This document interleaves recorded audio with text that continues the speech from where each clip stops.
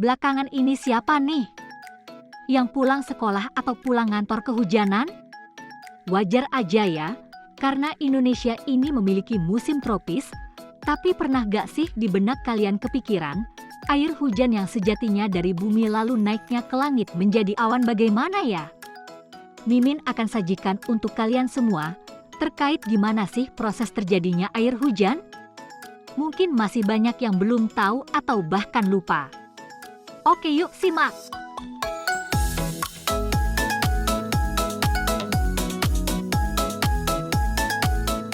Berikut rangkuman yang akan klik info sajikan untuk kalian. Dikutip dari laman National Geographic bahwa air hujan ini berasal dari atmosfer yang turun ke bumi. Dikatakan sebagai air hujan memang benar, namun yang tepat hujan ini tidak hanya berwujud air, melainkan dapat berwujud es bahkan salju. Namun, karena di Indonesia ini beriklim tropis maka hanya akan turun dalam bentuk air. Sehingga jangan harap ya, kita yang tinggal di negara tropis akan mengalami hujan salju. Sejatinya hujan terjadi saat adanya presipitasi uap air dari awan di atmosfer. Nah, awan itulah yang kemudian membentuk uap air. Angin mengambil peran membawa uap-uap air sehingga terjadilah penyebaran uap. Nah, biasanya saat butiran kristal yang berisi es itu penuh atau sudah besar, maka akan jatuh ke permukaan bumi.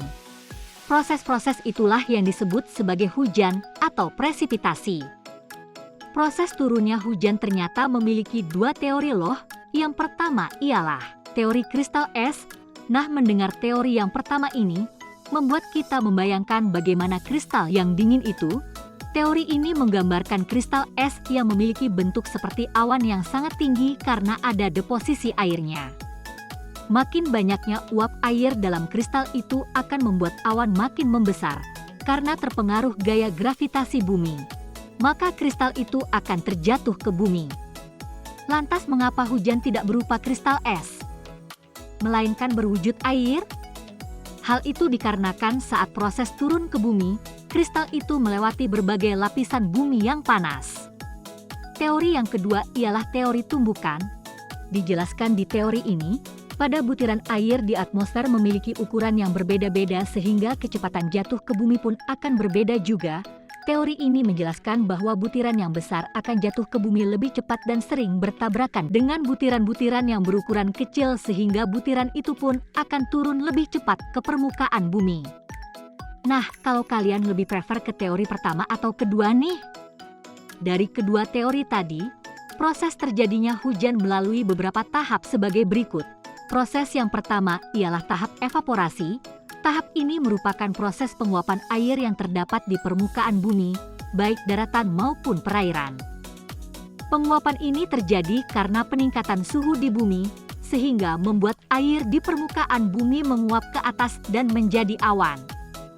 Proses selanjutnya berasal dari uap air yang menuju ke atmosfer yang kemudian mengembun. Embun itu berubah menjadi es karena suhu udara di langit yang rendah. Setelah partikel-partikel es ini menyatu maka akan membentuk awan.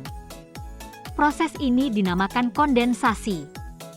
Proses yang terakhir ini ialah mencairnya butiran es di awan yang sudah terlalu besar dan berat sehingga tidak bisa ditahan lagi. Kemudian butiran es tersebut akan turun ke bumi dan menjadi hujan. Nah, itu tadi proses secara singkat terjadinya hujan. Gimana, masih ingin tahu fakta selanjutnya tentang hujan kan? Kali ini Miming juga akan bahas fakta dari hujan juga loh.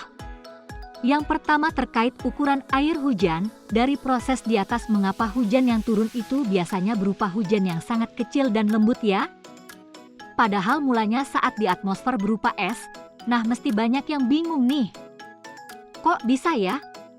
Bahkan air hujan dengan air mata saja ukurannya lebih besar air mata ya. Dari laman Rupa-Rupa menjelaskan bahwa tetesan hujan ini bisa jadi hanya berukuran sekitar 1 mm yang berbentuk bulat sempurna. Tetesan hujan yang lebih besar 2 hingga 3 mm juga tetap berbentuk bulat, meskipun masih ada yang lebih kecil yang ada lekukan kecil di sisi bawahnya. Saat hujan turun, bentuk sebenarnya bukan seperti tetesan air mata, melainkan seperti kacang merah. Sementara itu, Tetesan hujan yang sangat besar lebih besar dari 4,5 mm, memiliki lekukan besar dan lebih mirip parasut. Tetesan hujan yang berbeda ini disebabkan oleh hambatan udara gas. Fakta selanjutnya, mengapa air hujan memiliki rasa yang tawar ya? Padahal biasanya uap evaporasi banyak yang berasal dari air laut yang asin ya. Hal ini dijelaskan bahwa garam laut di pantai yang asin itu tidak ikut menguap pada proses evaporasi. Namun mengapa pernah terjadi hujan asam? Hal ini dikarenakan adanya polutan dalam atmosfer yang mencemari proses terjadinya hujan sehingga menyebabkan hujan asam. Nah itu tadi, fakta-fakta tentang air hujan yang sering menjadi bahan pertanyaan. Lalu sebenarnya apa aja sih kandungan yang ada dalam air hujan itu? Karena bersifat alami dengan proses yang melewati berbagai atmosfer dan lapisan bumi. Ternyata air hujan memiliki 3 kandungan di dalamnya. Kandungan yang pertama ialah uap air atau H2O. Kandungan ini disebut kandungan utama yang terdapat dalam proses hujan, bahkan persentase kandungan ini sangat besar yaitu 99,9%, sisanya tergantung pada kontaminasi lapisan bumi. Kandungan yang berikutnya ialah adanya karbon dalam hujan. Zat karbon dalam hujan ini berupa silika atau debu yang mengikat molekul pada air. Kandungan yang terakhir ialah kandungan asam nitrat. Menyambung hujan asam yang sempat kita singgung tadi, hujan asam itu dapat terjadi karena adanya pencemaran misalnya polusi udara karena pabrik, kendaraan, bahkan karena semburan gunung berapi. Kandungan ini dinamakan kandungan asam nitrat yang tidak baik dan bisa membahayakan bagi tubuh. Di mana air hujan yang normal yaitu yang memiliki kandungan pH 6, sedangkan yang sudah terkontaminasi asam nitrat ini akan turun menjadi pH 5,7.